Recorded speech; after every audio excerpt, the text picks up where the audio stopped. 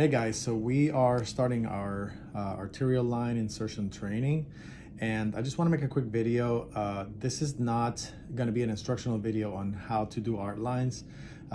You all have either done them before or had education on how to do this. This is a troubleshooting video.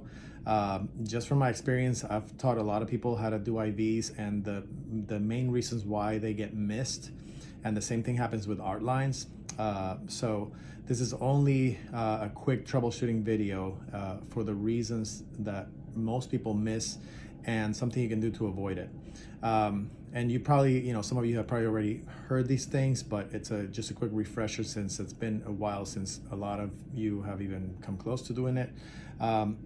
So the main thing that I want to talk about is basically what the catheter looks like and why that's important.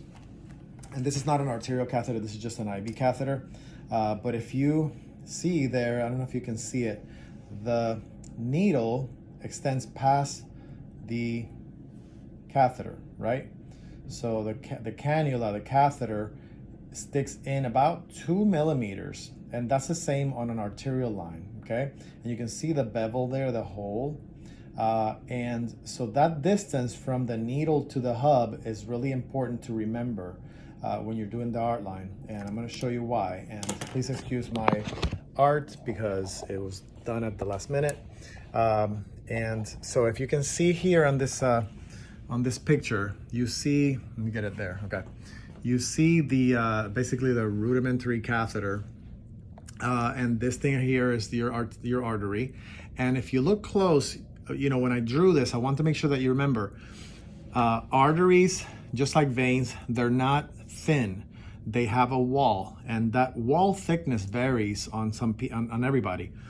So you have to account for the thickness of that wall when you're sticking the person. And you're gonna start at about a 30-degree angle, maybe a little bit steeper on some patients, no higher than that. You don't wanna go straight up and down into that like you're doing your arterial sticks. You have to start at an angle. And then once you pierce through, of course, the person's skin is up here somewhere. Once you pierce through there and the bevel touches the blood inside the artery, you're gonna get flash, okay? But I want you to see this because when you get flash, that catheter is still completely outside of that vessel. So the main mistake that people do is as soon as they see flash, they try to advance that catheter. You can't do that. You will not get it in there ever. So what you want to do is once you've poked the vessel and you've seen flash, you want to decrease your angle by about half, okay? And you're going to advance the catheter another 3 to 4 millimeters. All right, that's very small. So basically the length of that needle that sticks out past the hub and a little bit extra so that that hub is inside the vessel and past the thickness of the wall of the artery. Because if you decrease the angle and only go 2 millimeters, your catheter is still in that thickness of the wall of that vessel, and you're not gonna be able to push it through. So, these are the steps. Again, you're gonna, of course, pierce through the person's skin. And then once you get flash and you found your artery and you got that flash, you're going to decrease this angle by about half. And it's gonna look something like this, okay? And then your cannula is gonna be inside the blood vessel. Once that cannula is inside the blood vessel, that is when you're gonna advance your cannula. And of course, that's gonna look a little bit more like this one, okay?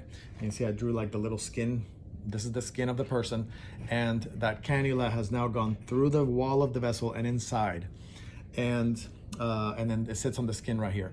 Another thing that happens a lot is, you have to remember that these vessels are not stiff, and they're very tiny, usually in the wrist where you're gonna be going. So a lot of times you will poke into the vessel and poke right back out of it, okay? In that case, some of these can still be salvageable, but you have to do micro movements on all of these, okay? So you've created a hole in that artery, but usually that hole is not big enough because it's only the tip of the needle that's poking out. So it's not big enough to damage it a lot of the times, but sometimes it is. If you see a big bruise forming, you're done. You gotta stop. But if you get flash and all of a sudden the flash stops, What you need to do is before you advance your catheter, you're gonna reduce your angle. You're gonna pull back very, very, very, very, very slowly until you start seeing that flash again. At that point, you're back inside the vessel. So I'm just gonna repeat that because it's kind of confusing. This happens when you poke through the vessel and poke right out of it because the artery flattened out or you were at the wrong angle, or you just caught the little tiny corner of it. So in those cases, you saw flash, the flash stopped, and then you're gonna pull out very, very, very slowly until you see flash again. And then you're gonna do your same process where you're gonna advance another 3 millimeters. Once you advance that other 3 millimeters, you have to see still flash. You should still see the flash or it should be full. Then you try to advance. And that once you advance, it should be very smooth. If you feel any resistance, you're not in, okay?